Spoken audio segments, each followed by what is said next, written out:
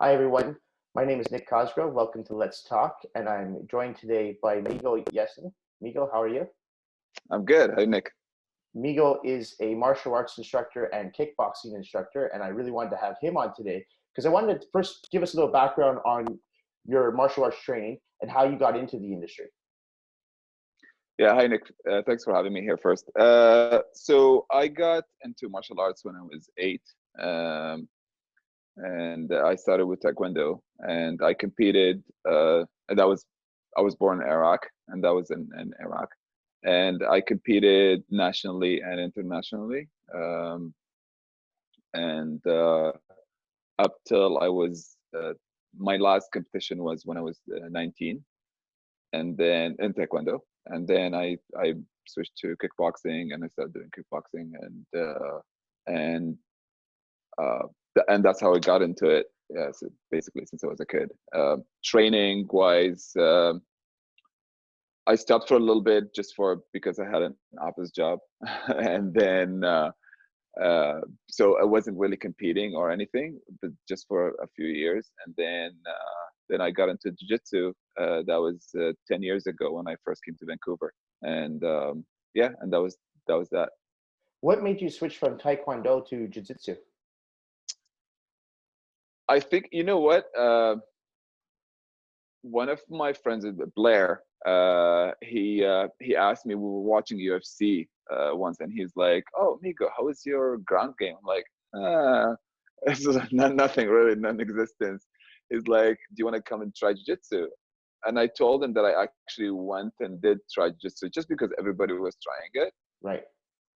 And I think I did start late, Okay. and I did went and do 2 free sessions at a different different at another school, and I didn't really like it because the instructor wasn't really there. He was just showing. He actually went. He's like, "This is how you do a rear naked choke," and he went and sat on his desk and eating his apple. Oh, yes. Okay. It was really weird, yeah. And so I didn't really like it because there was no instruction really. It was just go with it kind of thing. Okay. Okay. Then when Blair, I think a few months later, Blair asked me. It was around just right after the Olympics Okay. in Vancouver. He asked me, and he was asking about the ground game, and I was like, I don't have any, like, I love martial arts, but my ground game is not much. And he's like, come and try it, and I went and I tried it with Richie at Infighting, Okay.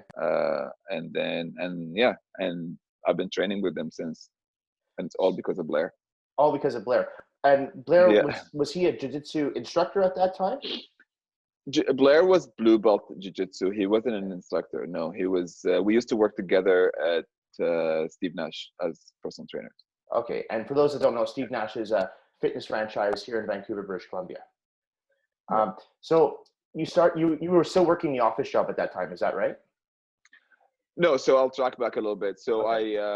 I used to work at an office job in Dubai. I used to be a marketing director for an investment firm owned by the Dubai government. Right. And then in 2009, sorry, I came here for a visit to see my family. I have a family in Canada. And then I got a letter of termination Okay. from work, and then for reasons I wouldn't touch on now. And then so I was basically stuck in here, and I didn't know, like, I didn't have anywhere else to go.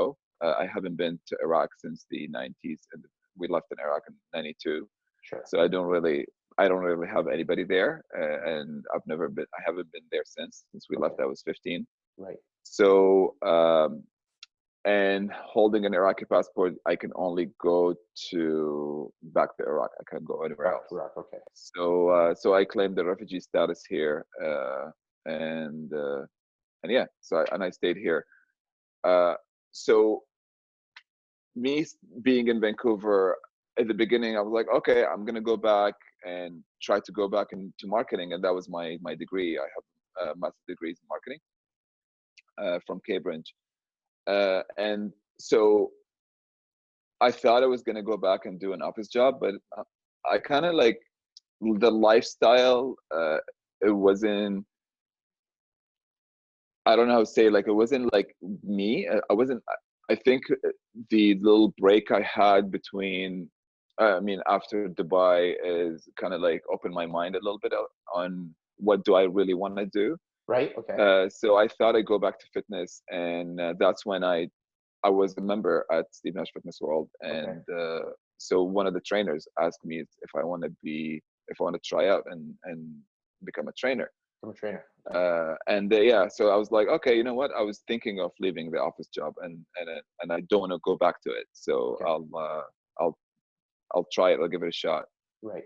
And I did, and then I got my certificate, and I became a personal trainer at Steve Nash. Now, when you were a personal trainer at Steve Nash, were you teaching people Taekwondo, or were you teaching people like how to lift weights? What was your specialty at Steve Nash? Yeah, so it started with doing boxing and kickboxing, Okay. and then because I mean I've been working out all my life, so it's Sure. because I do have a little bit experience of that with that. So I started doing a little bit more conditioning, and I started like learning and teaching, learning and teaching myself about these things. And then I did I did a few CrossFit classes, and I did later on I did a CrossFit trainer certificate, and I did kettlebell classes, and I started getting a little bit more under my Sure. belt, kind of thing. Right. Yeah, to become a conditioning coach, When did you and decide that's to what leave happened. Steve Nash and start your own business, become an independent contractor? Yeah. When it became, we started calling it the Nick Gym. Okay. It became yeah, when it became a little bit more. Uh, well, it's always been like that, but it focused more on selling the service than actually the quality of the service. Okay. So I noticed that it's just like it's not what my value were at, Sure. uh, and uh, and uh, and I wanted to be more of a good experience for the client rather than just selling them good good packages, and then at the end, yeah, like just get the hour and then see you later kind of thing. You wanted to offer more of a Uh, quality service, not just the quantity. yes, Yes. Okay. exactly, and Okay. that's what it was. And it was more of quality for a quantity for them, trying to sell you big packages and give you Sure. discount on the big packages, right? Right. And then we as trainers, we only were paid the the the sessions that we coach, right? Oh, is So that if you right? came, oh yeah, if you came and signed up for 12 sessions with me, and you did 2 sessions and something happened and you never came back, I don't get anything. Oh, that's The, not fair. it's not refundable. Right. So the and it happens all the time. You know that, like, a lot of people come in and they get excited and they Yeah. do a big packages, right? Like, and then they do like 3 4 sessions and they never showed up, right? Right. Okay. The gym will keep all the money, and you sold it, and you tried to, you know what I mean, like, and You put all the work in, tried everything, you put all the work in and you don't get anything. you're not getting anything in return. Yeah, other than that, the the pay structure they did was really unfair for the trainers. Okay. And then I became level 3, and they didn't want me to sell level 1. So even the clients that I had for 2 years, that they used to start with me as level 1. Right. They wanted me to up them, and Okay. I didn't, and that wasn't fair as well. Um, so yeah, so I mean, a lot of reasons. I mean, other than that, so there's a lot of reasons we left, and of course, being independent just give me a little bit more room of doing what I want to do, Sure. kind of thing. Yeah. So let me ask you, because I know a lot of, I personally have never worked for a gym myself, but I know a lot of trainers that have worked for bigger gyms, bigger corporate gyms. And when they do eventually go off on their own, a lot of them have a hard time um, either bringing their current clientele with them or retaining their clients. How are you able to manage that? You know what? I didn't really even try, because we had in contract that you can't bring your own clients. But Oh, I is that mean, right? yes, Wow. so we can't contact them. Okay. So, but a lot of my clients actually did come with me. Right. So they, it's just because you know how it is. A personal training is really, that's why it's called personal training. It's a personal relationship, right? It It's is. not about me just going and finding some random trainer and then gonna work out with them for a year, and then someone new will come in and is like, okay, yeah, I'll switch in with whoever, with X, right? Right. Right. It's we become friends, especially if they like you and they've been buying sessions from you, for training with you twice a week for a year, right? Sure. Like they see you, like twice a You week. you establish a very personal relationship with your clients. Yes, it is. Yeah. It is very personal. So so people will follow you, I think. Yeah. And now retaining clients, it was a little harder, but I think it's not uh, because I wasn't with a gym, or was like, now I'm independent. It's always a like a challenge Of with course. personal trainers anyway, Sure. because people will go like, oh yeah, New Year's resolution, let's do it, right? Like, and then comes March, it's like, oh, March break, let's slow down. Oh, it's summer. You know Yeah. what I mean? The Like, gym's empty. I'll Yeah. go out for a hike. That's Yeah, right. Yeah. I'll go out Yeah. for a hike. This is my workout, right? Right. Like, and then, but which is normal. I think it depends on the type of the service you give and how much attention you give to your clients, and yeah. I want to switch gears to the martial arts. I personally don't know much about Hmm. martial arts. So Yeah. give me an idea. Do you work with the everyday Joe, or do you work with just specific like athletes only when it comes to martial art training, like kickboxing, jiu-jitsu, even maybe some taekwondo if you still teach? uh no more taekwondo, but You yeah, don't. Okay. kickboxing, boxing, and jiu-jitsu. Yeah. So yes, and like, yes for both questions. So I do work with a someone wants to just learn boxing, who've never done boxing before. They want to do it because they think it's a good workout. Right. And uh and then on the other hand, I do work with fighters, who just wants to sharpen up their boxing or their fighting, and then or work on their conditioning, or a little bit more technique. Yeah, we all need someone to push us, Sure. right? Yeah. No. Of Doesn't matter. course. Yeah, Yeah. yeah. So it is a bit of both. Yeah. Now I know you yourself. You still compete. Give me a little background into your competition history when it comes to jiu-jitsu. Uh, so I started jiu-jitsu, like I said, 10 years ago, Mhm. with Richie and Pacific Top Team. Well, now it's Pacific Top Team. It wasn't Pacific Top Team back then. It Okay. was just Richie doing it. I had Richie on He last. was I a had Richie on last week actually. Yeah, yeah, Yeah. yeah. I saw that. It was really good. Yeah, so I started with Richie, and he was brown belt at that time, Okay. and I it's just because of Taekwondo and kickboxing. I'm so used to being competitive, so Right. or competing.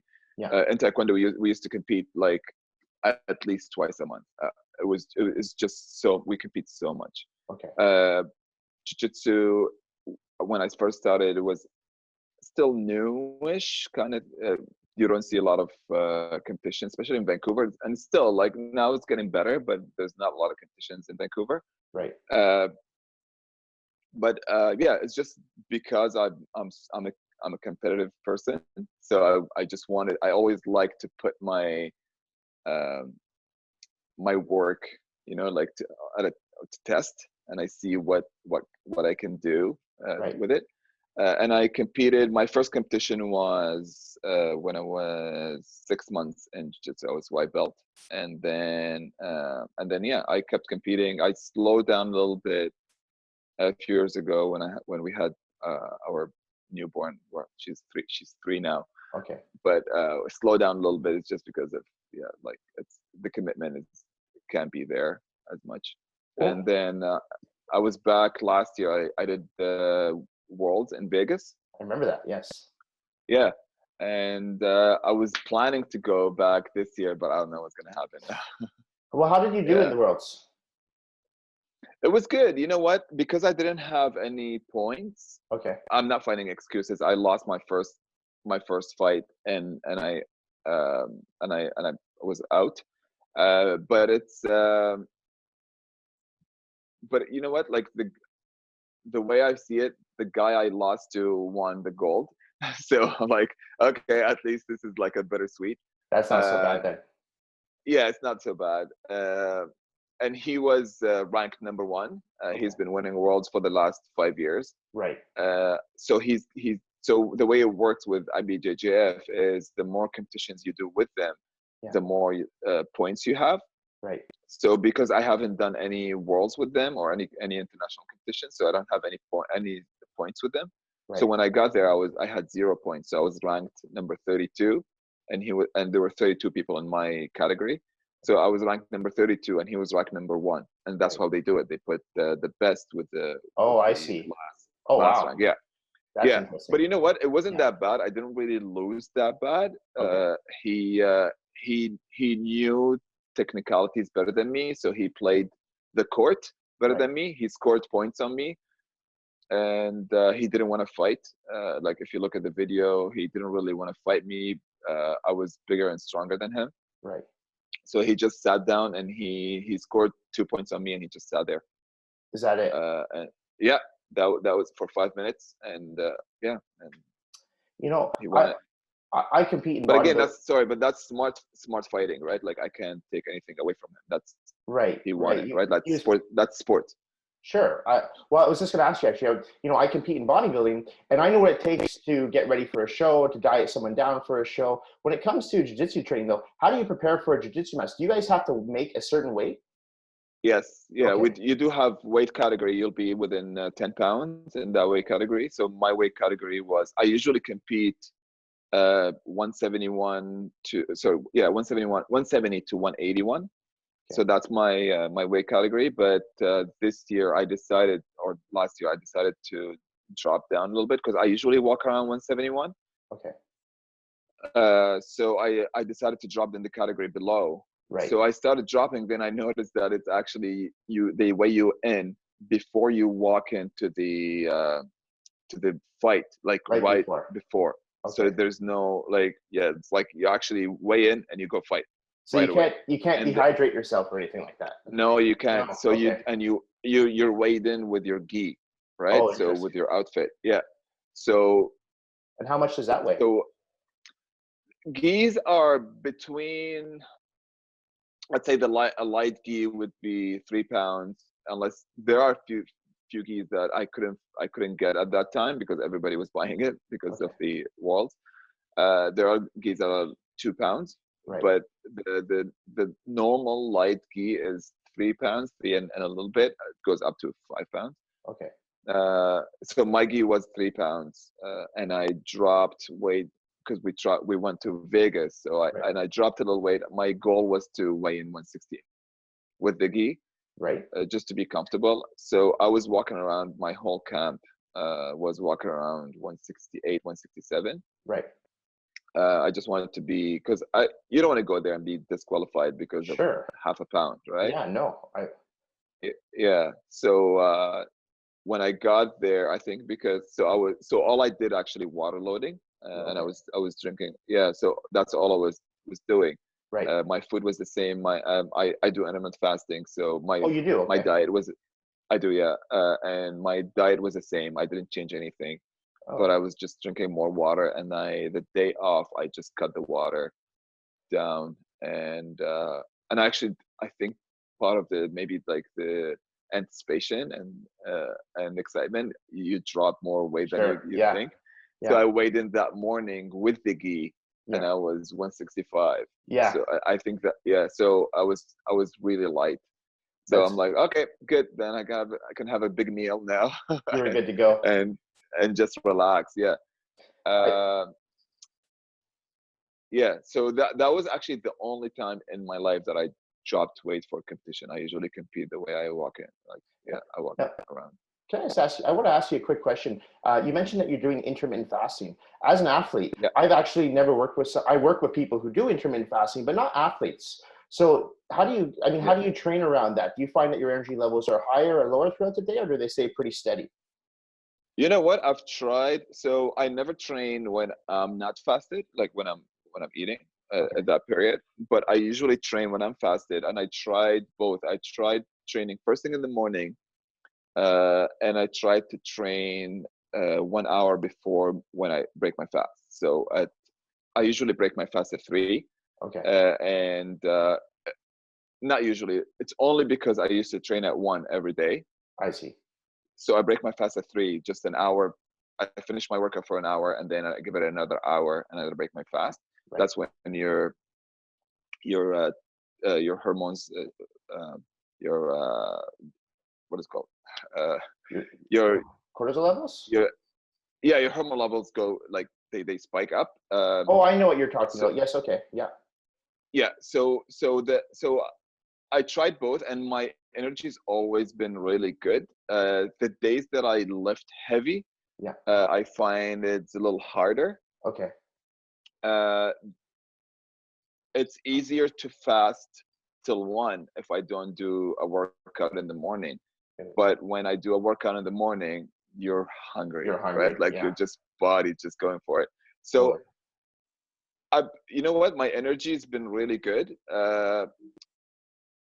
and I've been doing intermittent fasting for 3 years now, and it's really hard to put on muscle, uh, but and I notice I have lost some muscle because of intermittent fasting, but but again, my training is a little bit different.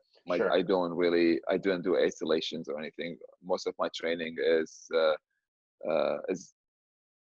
high intensity technical movements, and jiu-jitsu and boxing. They're both really uh, like high intensity. Like your heart rate is going to be high all the time, right? So Right. And I mean, you have quite a bit of muscle, but I would imagine as a fighter, you don't want to have that bulky muscle like a no, bodybuilder would have. I mean, yeah, myself, in jiu-jitsu, I'd probably get knocked out within the first, 15 seconds. So yeah, my muscle is not functional like yours is. yeah, of course, and that's why I don't really want to do isolation. It's just different. It's just Sure. yeah, It doesn't suit your different. sport. Yeah, Yeah, I get it. yeah, no, Um, exactly. Yeah. I want to switch gears to your company, Hero Athletics. Tell me about that. Mhm. So started here athletics. Well, the idea came to light last year in March, and I wanted to. I've been working with infighting and Eastside as a contractor, Okay. and I do classes in both, and I do personal training in both. Right. Uh, so I thought it was like it's time for me to start my own company and actually open a facility. Okay. And and I have one of my, so I thought it's like it's easier for me. I thought it's easier to have my own facility just because I'm gonna do what I want to do. I Sure. have my own, like the times, the equipment, everything that I want to do, Right. and I do a lot of functional training too. So it's sometimes it's hard, and I do a lot of innovative stuff. So it's hard to find the right spot for it. Okay. Uh, so anyway, so we started we started kind of cooking the idea since last year, and the goal is to launch uh, this August. Okay. But again, it's not going to happen. But the Right. company as a brand name, so I started focusing on online training now, Okay. it's just because of everything, and we're doing a lot of online presence, um, and we'll see when all this shenanigan is over, is done Well, with. So we'll see what's going to happen. I want to get to your online services in a second, but let's just backtrack there for a second. When COVID-19, when this has passed, and we don't know when it will Hmm. pass, and Hero Athletics is set up, ready to go, what type of services are you guys going to be offering? I mean, do you offer, is it primarily going to be based towards martial arts and kickboxing, or is it going to be, are there going to be personal training clients in there as well? Yeah, yeah. Sorry, I didn't mention that. So no, we're gonna be offering mostly functional training and conditioning. Okay. It's not gonna be a martial arts school. It's Okay. gonna be a more of a functional training school. Right. So we'll do like, I don't want to call it CrossFit, but it's because it's not CrossFit, Okay. but it's like it's functional training. We're gonna be doing Olympic lifting. We're gonna be doing kettlebell circuits. We're going to be doing boot camps. Awesome.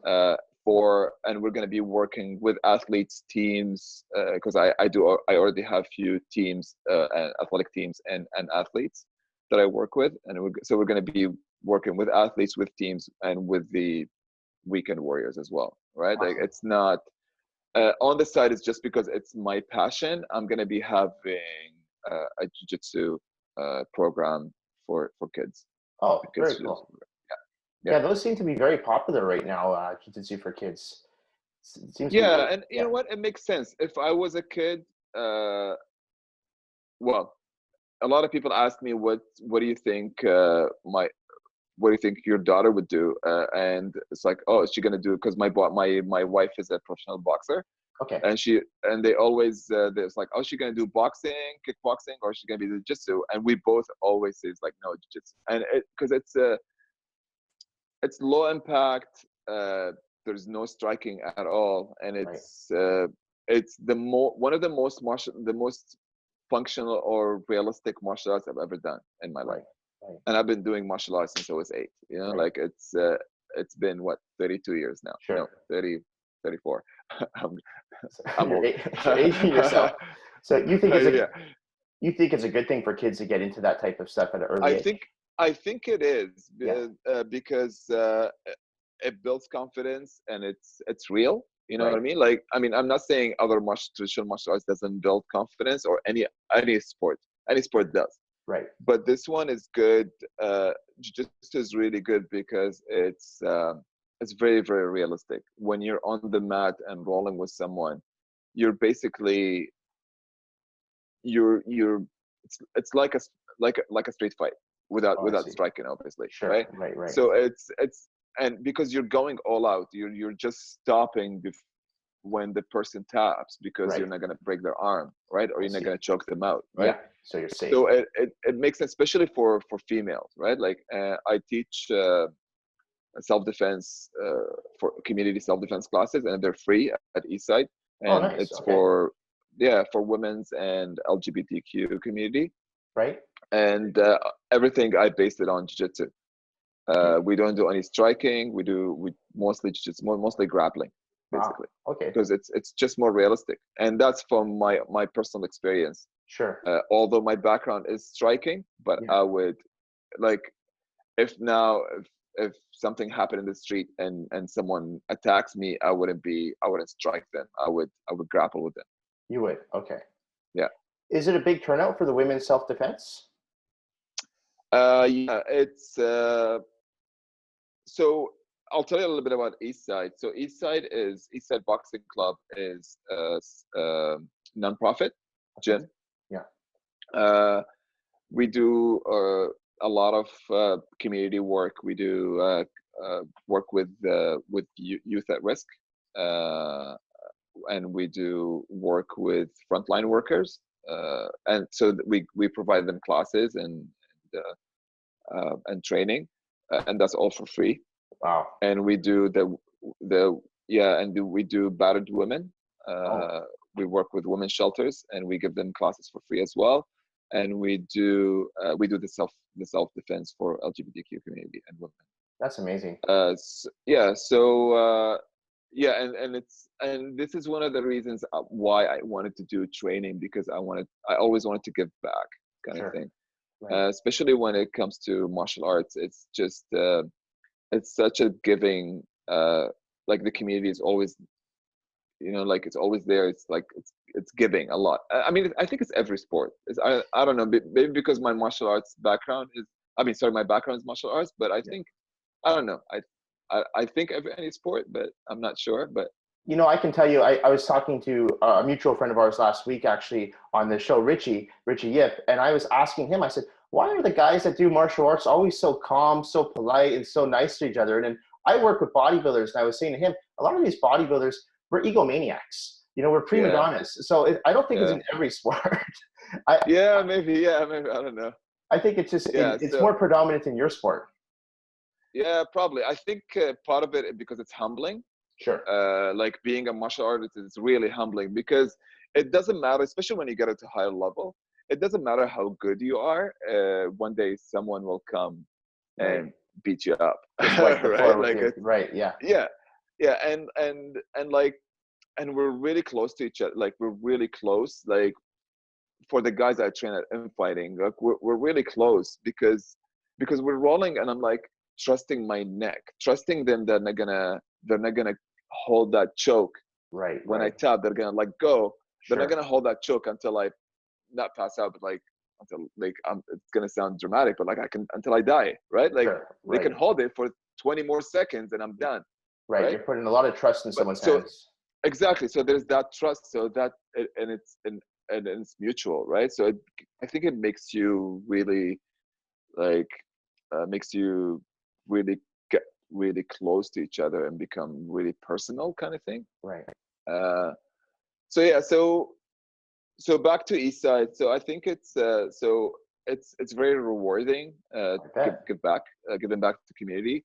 And for me, coming as a refugee and being for the first 6 years, me staying in Vancouver, I was a guest, right? So Right.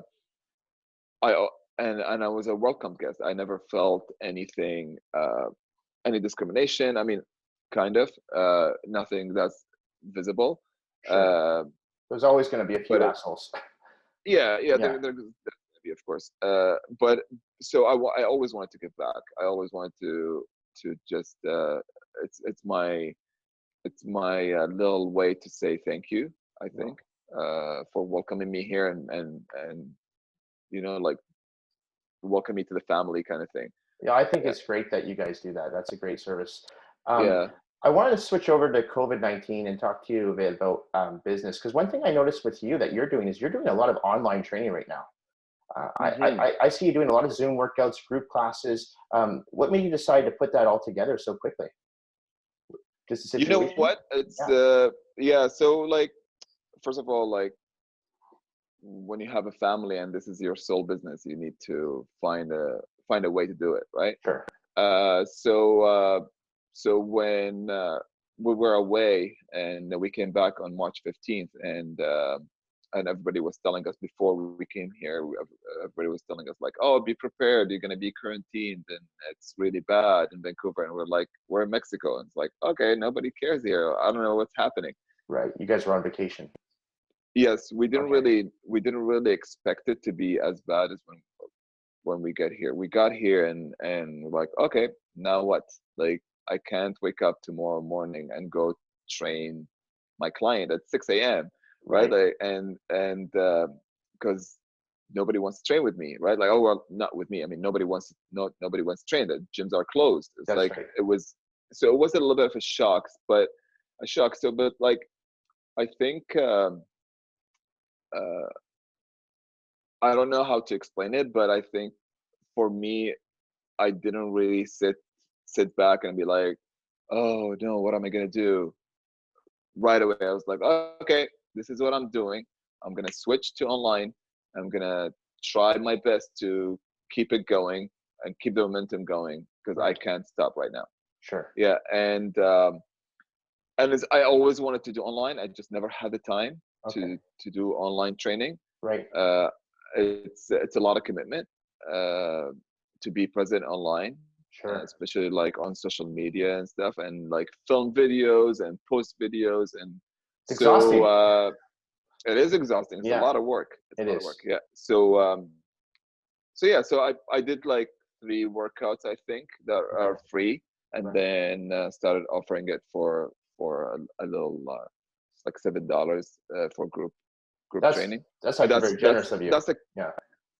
yeah, I mean, but that's the prices. These are the prices in around Vancouver. So I didn't want to do more or less. I just wanted like, and that's the other thing I want to touch on. It's a lot of people are offering actually free uh, free workouts on Instagram, Right. Instagram Live or whatever.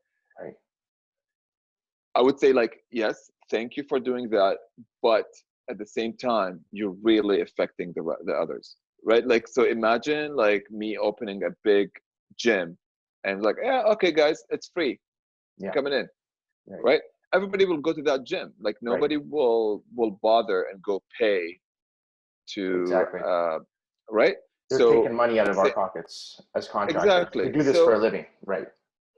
yeah, exactly, and we do, yeah, exactly, and that's my sole income, right? If you're gonna do free classes, you're basically taking business from me, Sure. and we're not charging much. No. And a few people approached me. They were like, they used to be my clients. Like, okay, listen, I lost my job. I was like, listen, we're gonna. I can't really do anything for free because this is my only job that I can do, Of and we're not course. making money. Like until now, it's really hard.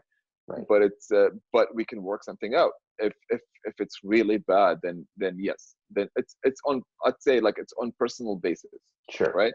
Because a lot of people, they still can afford it. Like what's $6 or $7, right? No. It's nothing, right?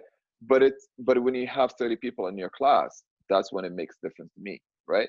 Right. Uh, and and we have, uh, like when I work with Eastside, we have a gym to support too, right? Like because Sure. if if we stop training there,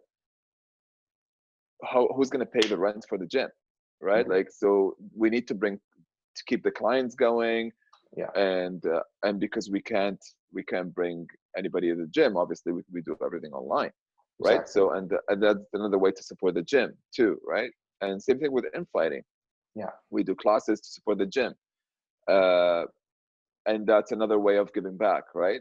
Exactly. And yeah, so we switched to online training, and I started focusing on getting Hero Athletics presence up online, You've done a because really good job at that, by the I way. think no, Yeah. thank you.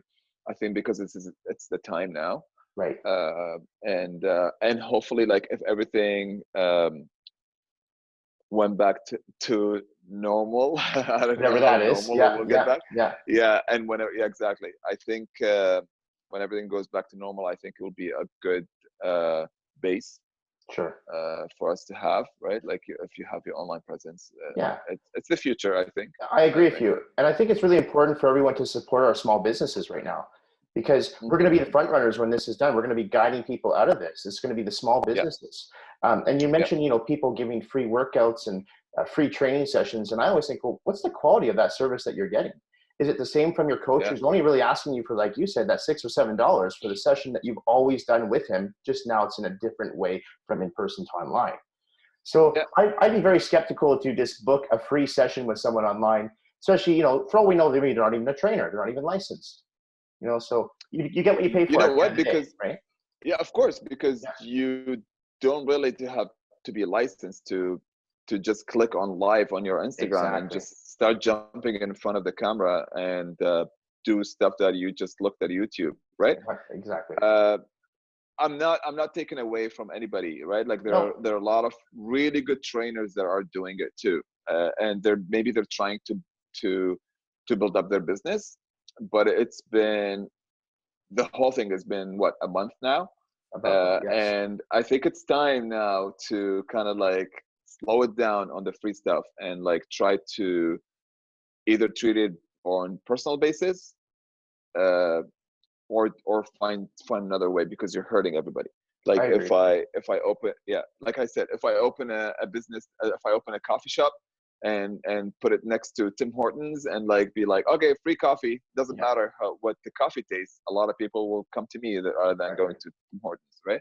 Exactly. So it's and actually, but that's another thing, Tim Hortons is not going to get affected. The small little coffee shop on the other side, that's the owner had a loan from the bank and him and his wife working on it, or you know what I mean, like Yeah, these are the people who are going to close down and get that's affected right. by it, right? Right. So again, it's the small business that get affected, Exactly. and it's us, the contractors, or the small businesses like us, that are going to get affected. That's right. Big gyms, big franchises are not going to get affected They because won't. No. they have money behind them. Yeah, They have money backing them for sure. No, that's exactly. actually a really good insight. And that's good for people to know too, who are looking for. I have a lot of people contacting me just to say if they could do some Zoom workouts, and I say, yeah, of course. I won't be the exact same as a one-on-one training in the gym, but it's better than nothing. And it's also you're working with your trainer who you're used to working with. Yeah. Meego, if someone wants to get in contact with you for online training, how would they do that? So my email is Meego, Meego, at heroathletics.ca, or my website heroathletics.ca. I have online packages on it. I have different packages. They're all really reasonable prices, really reasonable prices. But it's there is the personalized ones and there's the generic ones. I just and then yeah, and if anything, you can just send me an email and we'll talk about it if you have special cases. But yeah, it's heroathletics.ca. That's my my website. And Instagram is heroathletics_band. That's the Instagram. Yeah, you're very active on social media. I'm going to put all your contact information and a link in the description below in this video. And I can attest for you. I've worked alongside you for a couple of years now, and I think you're a great trainer. I've seen you retain a lot of the same clients over and over again, and that I always say this. It speaks volumes when you have a trainer who constantly doesn't have high turnover and has the same people working with them over and over again. So I want to thank you so much for. I remember. Yeah. Thank you. I remember when you send me a message, you'd be like, your client is doing her workout by herself and she's doing Turkish get-ups and she's really good.